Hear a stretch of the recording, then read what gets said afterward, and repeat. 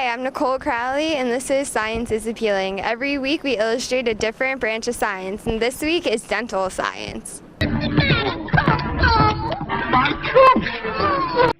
For many people around the world, going to the dentist means waiting until you are in severe pain and then only going if you are dragged there. No, not there! Oh no! I'm afraid!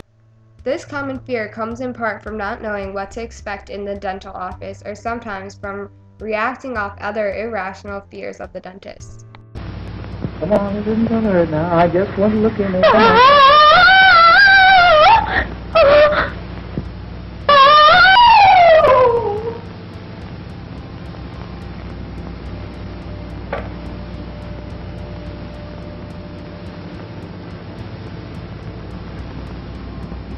Well, now is the time to get over that fear, because I was fortunate enough to speak with Dr. Ray C. Williams, the Dean for Stony Brook University School of Dental Medicine, who will explain what some of the procedures are, why they are done, and what to expect. For those of you who think his name sounds familiar, I am not surprised. Dr. Williams is an internationally recognized and highly acclaimed periodontist, researcher, and educator with a long list of achievements. In fact, if I were to list all of them now, we wouldn't have any time left for the rest of the show, so I will just summarize a few of his honors. To start, Dr. Williams received his DMD with honors from the University of Alabama School of Dentistry and his certificate in periodontology and oral medicine from Harvard School of Dental Medicine. He was a postdoctorate fellow in microbiology at the Forsyth Institute in Boston.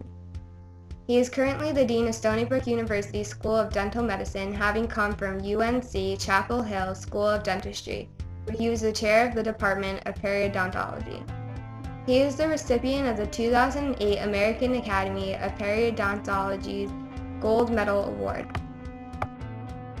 He serves on several boards and associations, and he has authored more than 130 papers on periodontal disease and related dental issues.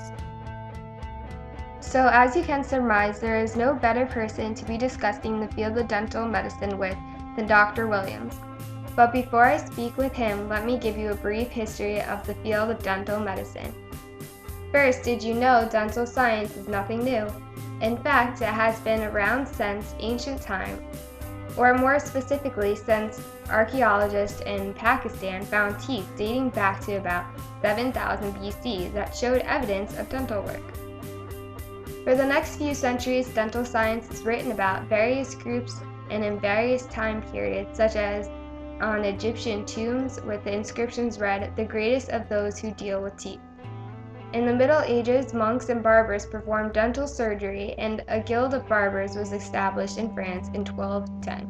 In America, the American Revolution patriot Paul Revere is noted as one of the first to use dental forensic science to identify a dead person. And of course, there have been various books and journals on best practices and advancements in various technologies and equipments that have been updated and circulated throughout the world.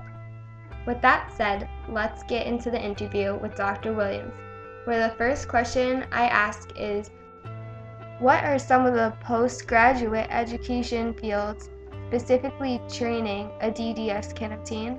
Would be pediatric dentistry, orthodontics, periodontology or periodontics, endodontics, oral and maxillofacial surgery, oral and maxillofacial radiology, oral and maxillofacial pathology, and dental public health. So there are a number of avenues that a young dentist could pursue now specialty training. As an internationally recognized periodontist, can you comment on emerging evidence that periodontal disease is a risk for other health concerns? Since the late 1980s, we have begun to greatly realize that the infection and inflammation in the mouth from periodontal disease, which then reaches the body 24 hours a day via the bloodstream, is a risk for certain systemic conditions such as cardiovascular disease, such as preterm low birth weight infants, respiratory disease, and diabetes. And so a lot of research since 1990, let's say, has focused on what is the role of periodontal disease in contributing to a person's risk or increased risk for some of these conditions. And then the other question is, if you treat periodontal disease, does the risk for other conditions become less? We have just published a book, I just happen to have it here, called Periodontal Disease and Overall Health, a Clinician's Guide. And in this book, we sort of look at all of the evidence that has emerged in the last 20 years of the relationship between oral health and overall health. And then we look at ways that medicine and dentistry can work together to make people healthier. You know, we're still trying to figure out who is at great risk for periodontal disease, and there's a lot of work, going on in that field. People want to know what confers a greater risk for having periodontal disease, and another way to look at it is who would respond poorly to treatment versus who would respond well to treatment. Clearly, external factors such as smoking add to the risk of periodontal disease. Certain conditions such as diabetes, a person who has diabetes is much more likely to have periodontal disease and to have more severe periodontal disease. And then a very simple answer would be just the bacterial load on the teeth and underneath the gums.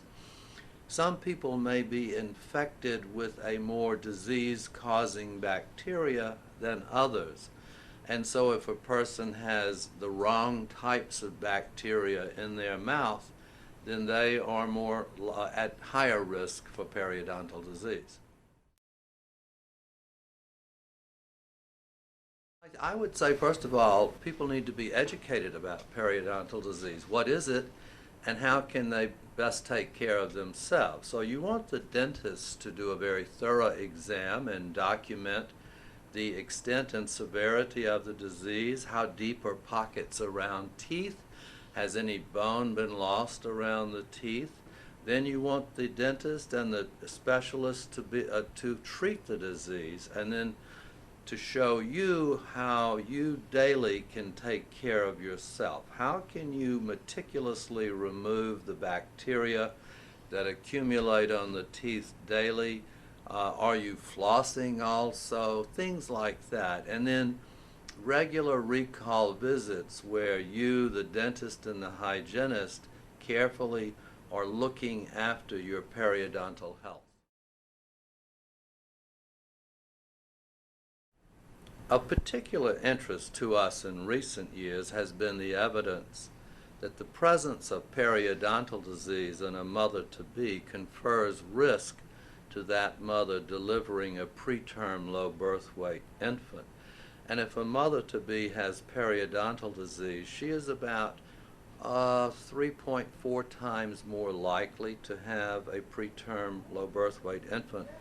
If she has periodontal disease at the beginning of pregnancy and it gets worse over the 9 months of pregnancy, she's almost 10 times more likely to have a preterm low birth weight infant. So it certainly magnifies to me the importance of good oral health in women who are pregnant. So what does that mean? It means let's have these women get checkups when they learn that they're pregnant. Let's make sure that they get good cleanings, that their teeth are clean, that they are taught how to achieve good oral hygiene, and that we take care of their mouths throughout pregnancy. Does professional and over-the-counter tooth whitening damage the gums or enamel of your teeth? Whitening has been around for quite a while now, and a lot of people have been whitening their teeth, and in my mind it's a good thing. It seems to work. People's teeth look better, and there are very little instances of damage or harm. So I do not link harm or damage with the term tooth whitening. I think tooth whitening is a good thing.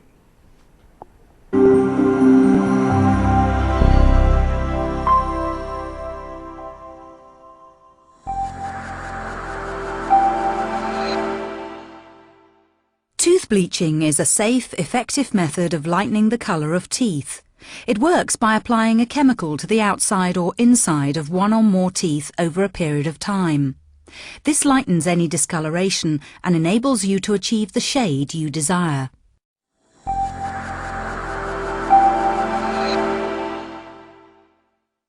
Teeth naturally vary in colour, even when they are healthy. Some are yellower or darker than others. They also can become discoloured from a variety of causes, from food and drink staining to ageing, from contact with certain chemicals or medicines to damage through a hard knock or disease.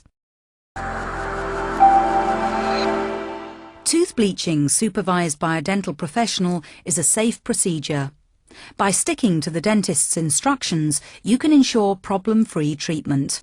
Your dentist will always be available if you have any worries or queries. Tooth bleaching is a very effective way of improving the appearance of your teeth. The best results are achieved when you aim for a shade which is not too extreme or artificial looking. Ultimately, the shade you decide on is a personal judgment, but you will be able to compare your original colour with the results of the whitening and judge when the look you want has been achieved.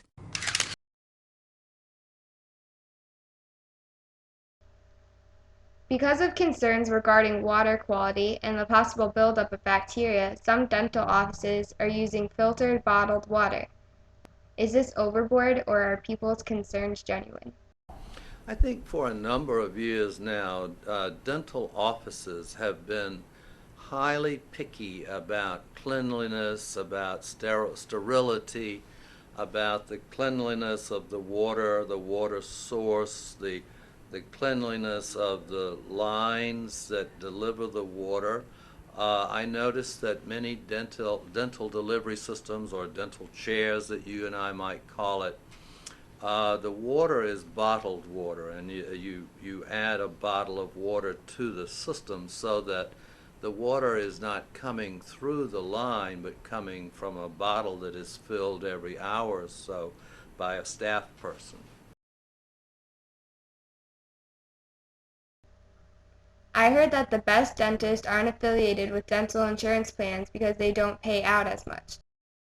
Is this true? No, I don't think that's true at all. I don't see any relationship between whether a dentist is good or not terribly good and insurance plans and accepting insurance. Let's assume that all dentists, more than anything else, want to do good things for people. And many dentists accept many different dental insurance plans, and it's all over the board, and I don't know much about who decides what plan to accept or not to accept. Are there any places that people can go if they don't have insurance and can't afford a dentist? I think throughout the nation we are all concerned about access to care by all people, and then the getting of care if you have the access. So I would say, if I just look at Long Island, when I look at all of the outreach programs that this School of Dental Medicine has, we have about 65 different programs that go out all over Long Island during the year. We also accept anybody who arrives at the dental school, and we provide care to all people. So I believe that between going out into the community and also being a safety net school or hospital or clinic here in Stony Brook, that there is a way for most people to get dental care.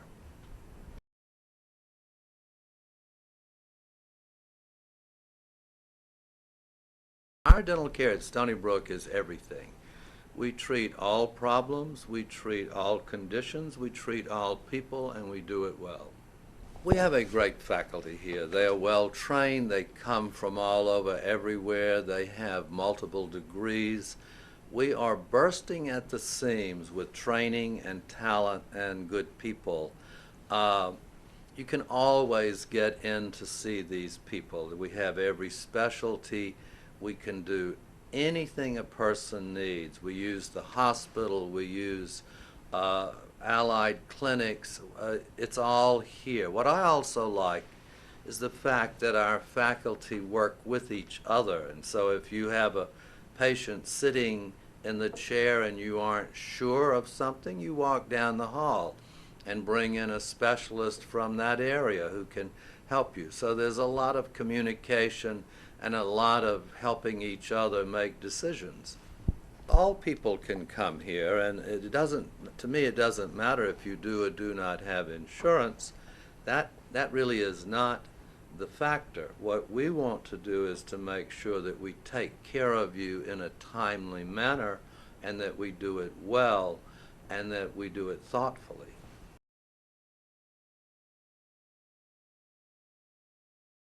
Is there a relationship between a person having diabetes and periodontal disease? There's a very definite relationship between a person having diabetes and periodontal disease. We have known for many years, back I would say to the beginning of the 20th century, late 1800s, we have known that if a person has diabetes, they are more likely to have more severe periodontal disease. What we're finding out in more recent times is that the presence of periodontal disease also has an effect on a person's diabetic situation. It's a two-way street. And so if one can treat, control, and minimize periodontal disease, a person's need for insulin drops a little bit.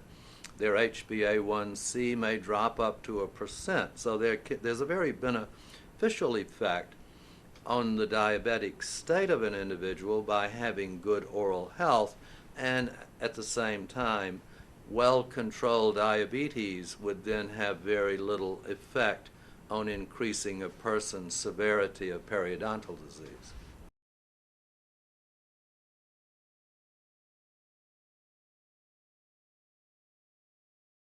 I would use, for example, Chapter 6, and that details the association between periodontal diseases and diabetes, and the two-way relationship, the effect that periodontal disease has on the diabetic situation, and the effect that having diabetes has on the mouth. I worry about radiation. Just how much radiation am I subjected to when getting x-rays, and which type of x-rays have the least amount of radiation possible?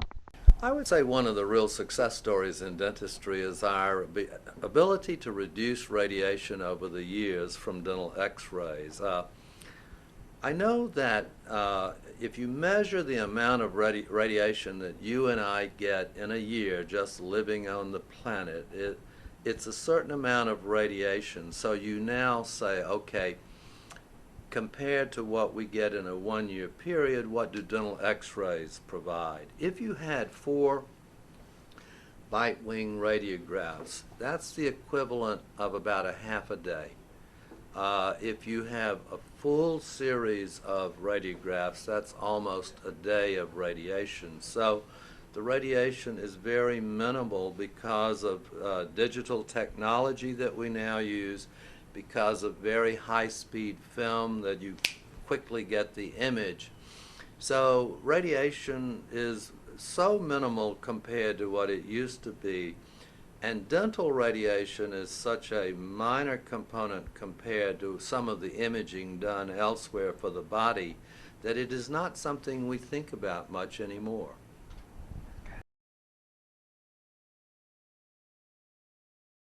At what age should a child first see the dentist? You know, when I ask my pediatric dentistry colleagues that question, there are different answers. Some say somewhere around 18 months when the first molars begin to come in. Some say 2 years. So let me just say I think I'm safe by saying around 18 to 24 months should be the first dental visit.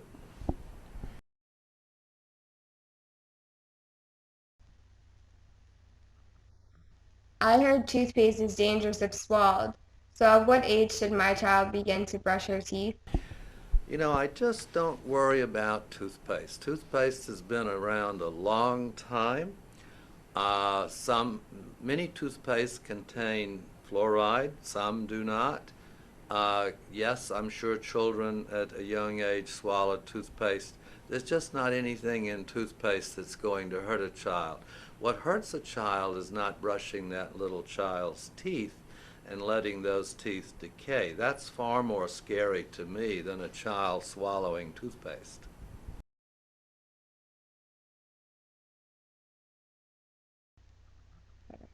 Should metal braces be discontinued in favor of Invisalign, or do they have some advantages that others do not? You know, Invisalign is it's a delightful, or it's a very nice technique for a person who has no crowding, very little crowding, and who has room for teeth to move and be straightened. Most teeth that are crooked are because there's not enough room for all the teeth in the mouth, and so braces are very important. It's a very specific process where the doctor needs to find room to move teeth in order to align them or straighten them. So I'm very much in favor of braces and brackets and banding. That's just the way to do it. It's good dentistry.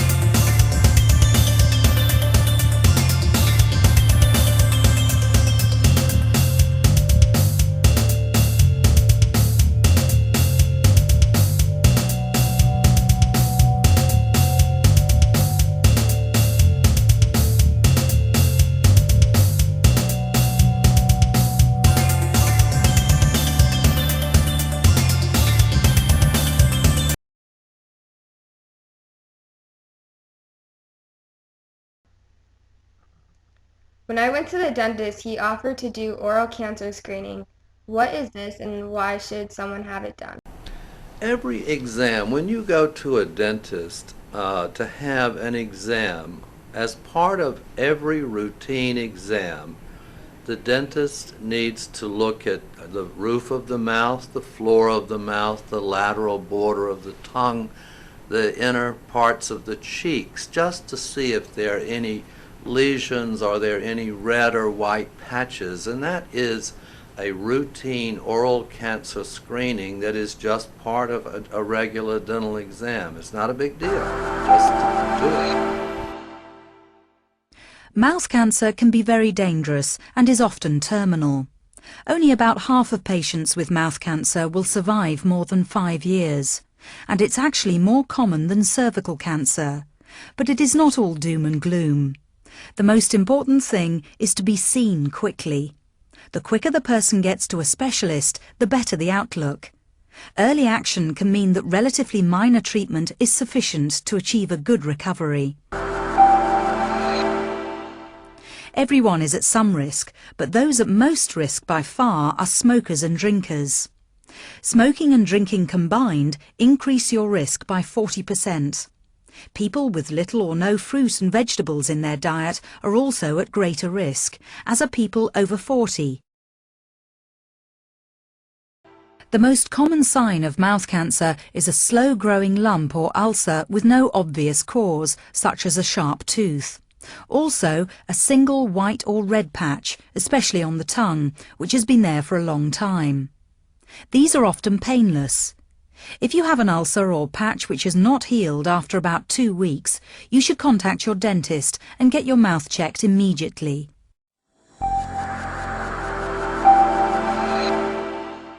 Many people recover well from mouth cancer, particularly if they are treated quickly. I was considering having veneers put on my front teeth to change the look of my smiles. What are some of the concerns I should take into account when considering this procedure?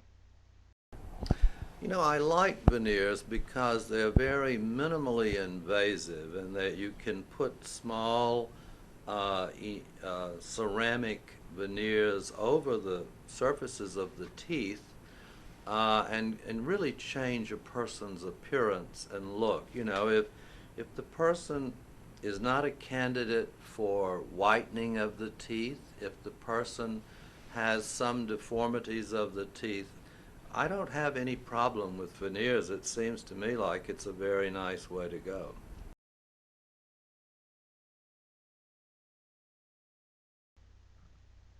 Most of my dentist visit is spent with the dental hygienist who cleans my teeth and does the x-rays. What type of training does the dental hygienist have? Dental hygienists are very well trained. At the least, they have a 2-year training program, but most dental hygienists now have a bachelor's degree from a university, so they have 4 years of curriculum.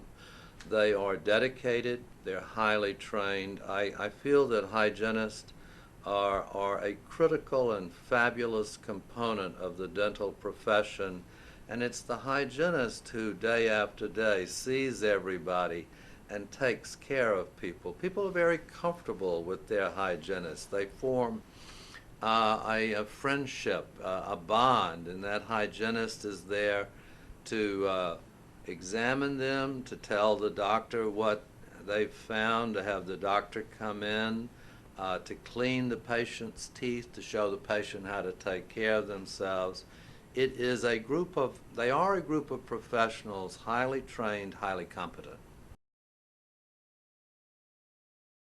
I would just like to say that I've been in dentistry a while now, and I just love this branch of medicine. It is a fabulous profession. It is such a caring profession. It's a magnificent way to help people. I love the fact that dentistry is new every day. There's something new every day. And so, obviously, being dean of the dental school, I would like to put in a word for young women and men to think about dentistry as a career.